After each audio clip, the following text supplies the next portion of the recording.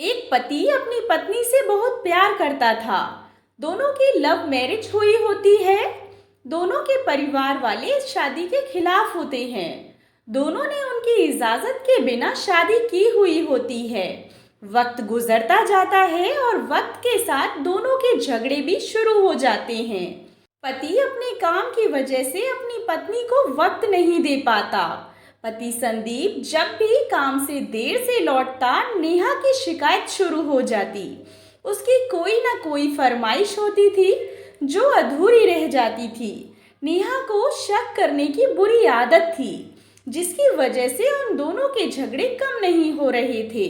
संदीप बेचारा दिन भर मेहनत करके इतना कमाने में लगा था कि किराए के मकान और घर का खर्च अच्छे से निकाल सके, लेकिन नेहा समझने को तैयार ही नहीं थी। एक दिन वो घर जल्दी आता है, तब भी नेहा उससे झगड़ा करती है।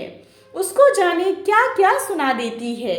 गुस्से में संदीप घर से निकल जाता है और अपने एक दोस्त के घर चला जाता है। नेहा को बहुत चिंता होने लगती है, क्योंकि रात के 12 बज जाते हैं और संदीप का पता नहीं। इतने में घर के दरवाजे की घंटी बजती है। वो दौड़कर दरवाज़ा खोलती है। नेहा को दरवाजे पर संदीप नहीं, पुलिस वाले दिखाई देते हैं। उनके हाथ में संदीप का कोट होता है और वो बताते हैं कि संदीप का एक्सीडेंट हो गया है। आपको हमारे साथ शिनाख्त के लिए चलना होगा। यह सुनते ही नेहा का रोना पीटना चालू हो जाता है और वो अपने आप को दोष देने लगती है।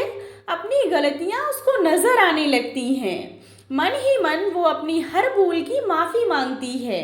वो अभी पुलिस वालों के साथ जाने के लिए निकलती ही है कि सामने से संदीप आता दिखाई पड़ता है।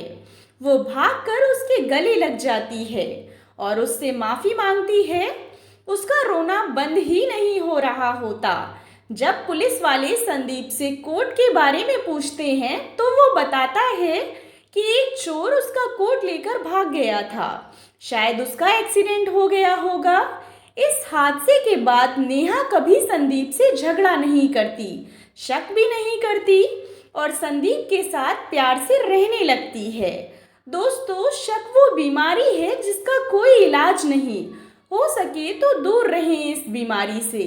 आशा करती हूँ आपको कहानी पसंद आई होगी। कहानी पसंद आई हो तो चैनल को सब्सक्राइब करें और कहानी को लाइक एंड शेयर करें। कहानी के बारे में कमेंट कर अपनी राय ज़रूर दें।